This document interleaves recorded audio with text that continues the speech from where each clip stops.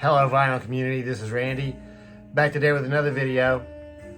Today I'm going to continue my countdown of letters of the alphabet, showing my favorite top 10 records, or my favorite records I have in my collection for each letter of the alphabet. So going by the album titles here, and I'm up to D now. I've been in a conference with the rules committee, and it turns out there may be some changes. We may start accepting jazz or easy listening or other maybe soundtrack type albums as possible entries in the top 10 for each letter. Jury's still out on that, so I'll let you know in the future how that's going to work out. But for today, we're sticking with just rock and roll oriented records, and this may be a very controversial. This may be a very controversial letter because there are a few records, at least a couple records that I had to leave out here that were strong contenders. But anyway, we'll go ahead and get started with D. These are in alphabetical order, so these aren't ranked necessarily 1 through 10 for each letter. For each album that starts with the letter D, these are just in alphabetical order of the albums that start with the letter D. So, first one, Damaged, Black Flag's Damaged album. This is a record from 1981. What I have is a 1982 reissue on Roadrunner Records.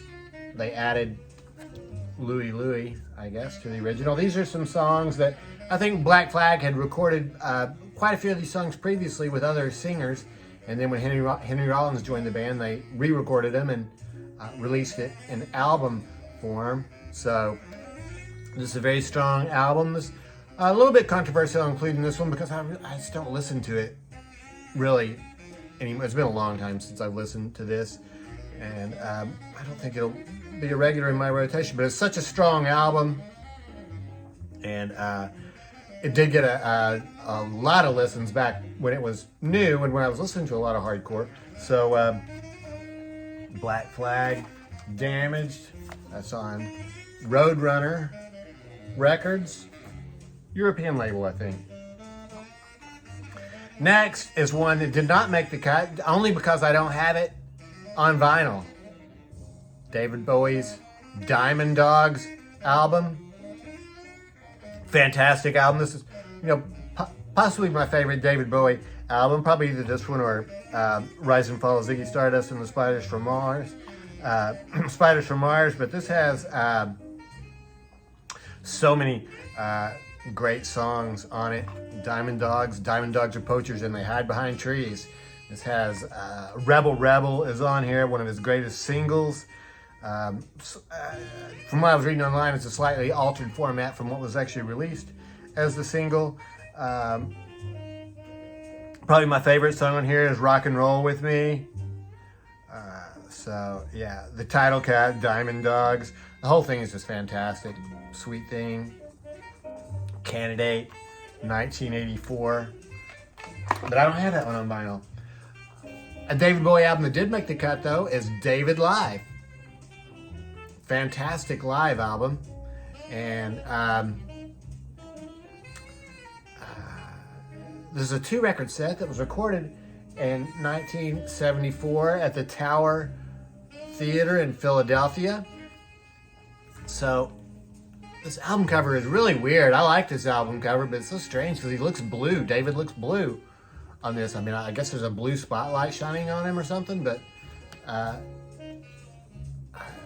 I don't think he necessarily looks, real healthy. But anyway, I guess, this was, he was performing on stage, and it was, I guess all an act and everything. So this album really focuses on his earlier work, so stuff from Ziggy Stardust and also 1984. Also has some of the bigger hits from before that, like Changes on here. He does a cover of Knock on Wood. One of my favorite parts on this one is when he finishes up one of the songs. I think it's Rock and Roll With Me, which is sort of a slower song. I haven't listened to this for a while, but He finishes one song and then he says, "You win," to the audience, and they go into the next song. So, yeah, I really liked that one a lot. That's David Live from 1974. What I have was a 1976 reissue. Has these inner sleeves. Here's the, well, there's two of these inner sleeves, and the people who worked on the record are listed here on the back, so there's some of them, and there are the rest of them. So he had a pretty good sized band for this one. Earl Slick on guitar, Herbie Flowers on bass. Well, there's some other people here I'm not too familiar with. Deja Vu.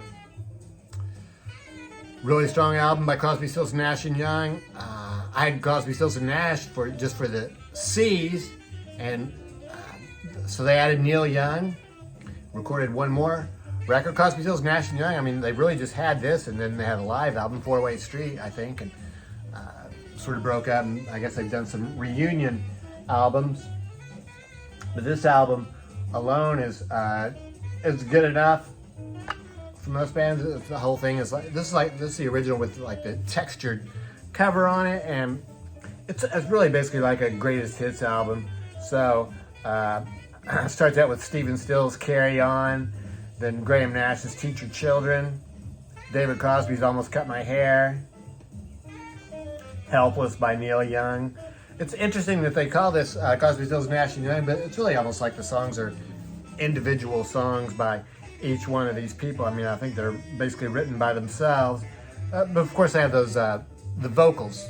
The vocal harmonies are extremely important on that record. So this on the classic orange and green, red and green Atlantic label. So yeah, probably my favorite Bob Dylan album is Desire. It's kind of like with Rolling Stones' Black and Blue. This is the first one of his records that I got as it was coming out. Blood on the Tracks, you know, was probably maybe starting to listen to him then, but I never bought that album. And but this one I got when it came out, and it's a fantastic album. Desire, the main song on here is the song Hurricane, where he's singing about a boxer who was wrongly convicted of murder, and I think the guy finally did get released from prison. Hurricane Carter was his name. Due a lot, I think, to Bob Dylan's publicizing the whole thing. Has a whole lot of liner notes written here on the back. These are written by Allen Ginsberg, poet Allen Ginsberg. So, yeah, Desire. So, yeah, other than that hit song, well, I don't think it was a hit song. Other than Hurricane, other really good songs on here. Isis, Mozambique. I love the song Mozambique. Love to spend some time in Mozambique. The sunny sky is aqua blue. So, yeah. And then a song to his wife, Sarah. Wraps it all up. So, fantastic album. In 1974, King Crimson recorded Starless and Bible Black. Starless and Bible Black. Then they took a long break. Came back together in 1981 with the same drummer, Bill Bruford. But other than that, Robert Fripp assembled a new band. And the biggest addition here was he added Adrian Belew on guitar. So Adrian did the vocals and also played guitar. So you have two incredible guitarists here in this band and this version of King Crimson. And I would say this sounds quite a bit different from their earlier albums. But it's a really strong album. Instead of John Wetton, they added Tony Levin on bass. I guess he's playing the stick for some of that. So it's a four-man band on this one. Discipline. This is a 1981 for this album, and I think what I have is this is a 1981 original. I did not buy this in 1981 though. I bought this used just a few years ago. I didn't hear it back then, but I was on cassette. So Disraeli Gears.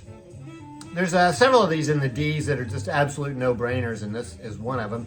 Disraeli Gears. I don't think you could have any discussion of the letter D for album titles in rock and roll without including Disraeli Gears.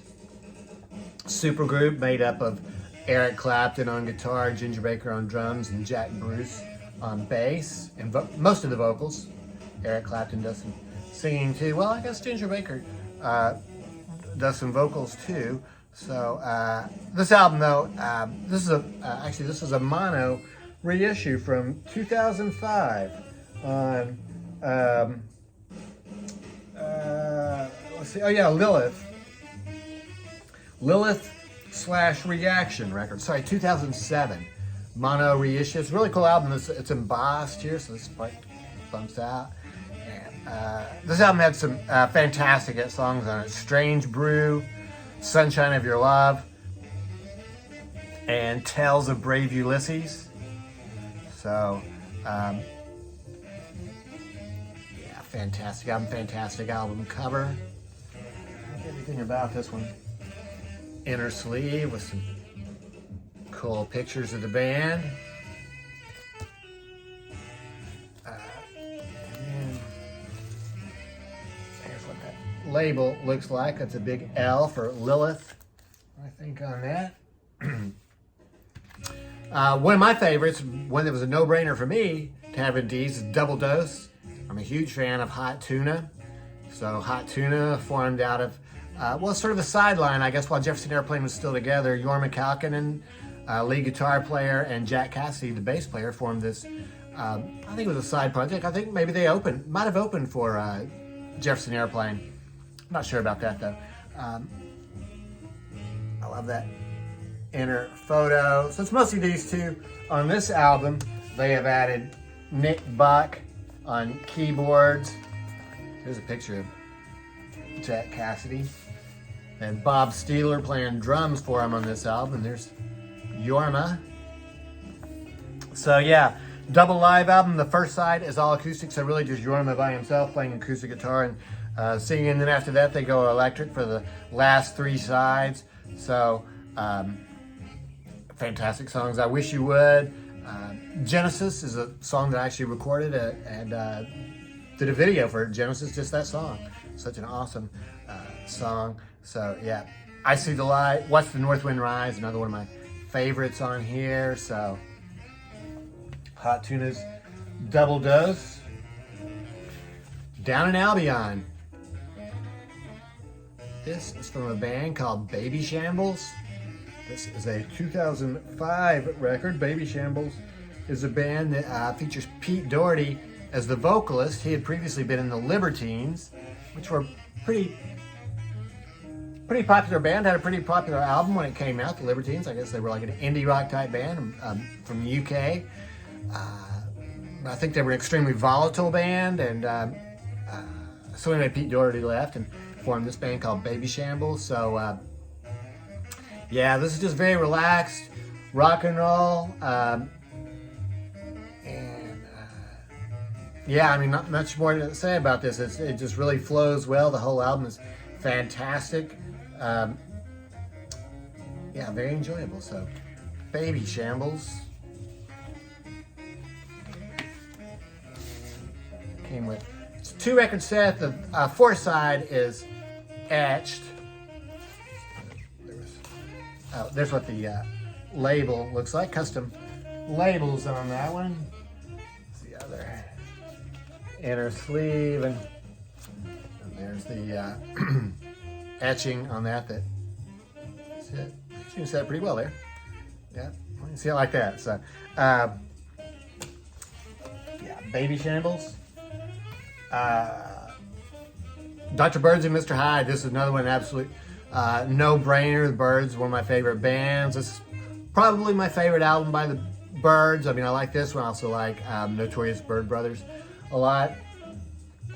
But this is their album that they formed when that they made when Roger McGuinn was the only original member left in the band at this time. Clarence White is the guitar player for this record. I think this is the one that has John York On bass, oh yeah, the members are not listed here, but I think this is the one with John York on bass, and then the drummer at this time was, oh gosh, I'm not even sure who the drummer was for this record, but it's a fantastic record. Some of my favorite songs on here, they do an awesome version of this Wheels on Fire, the Bob Dylan song. Bob Dylan wrote it with the band, I guess. Old Blue, one of their Dog songs. Favorite song on here is probably Bad Night at the Whiskey. They also have a King Apathy 3 on here, Child of the Universe. Fantastic album.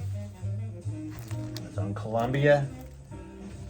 And then my final record for the D's, you know, once again, another one of these, I mean, just absolute no-brainer. This had to be included in the D's. Drums and Wires.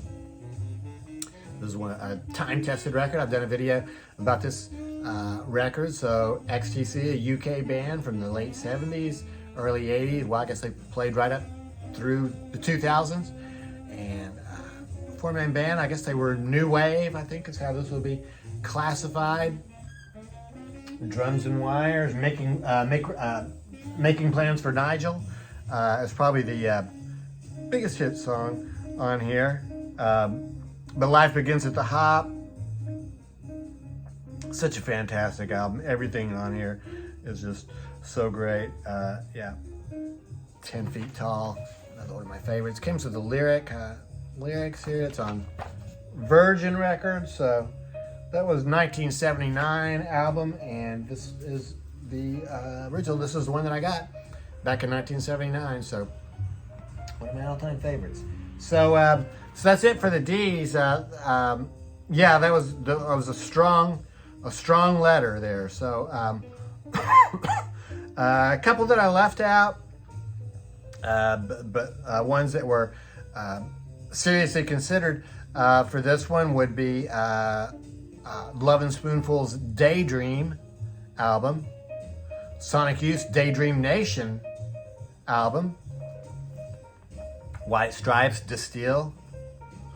I thought about Neil Young's Decade album, but I already had Deja Vu in here, and you know, I'm just not sure about including compilation albums. I guess they're probably okay though. I'd probably include a compilation album, but that one didn't quite make it this time around.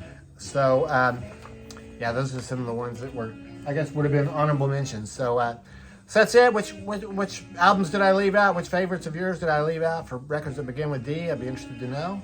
And let me know what you think about these. And I hope everybody's doing well. Thanks very much for watching.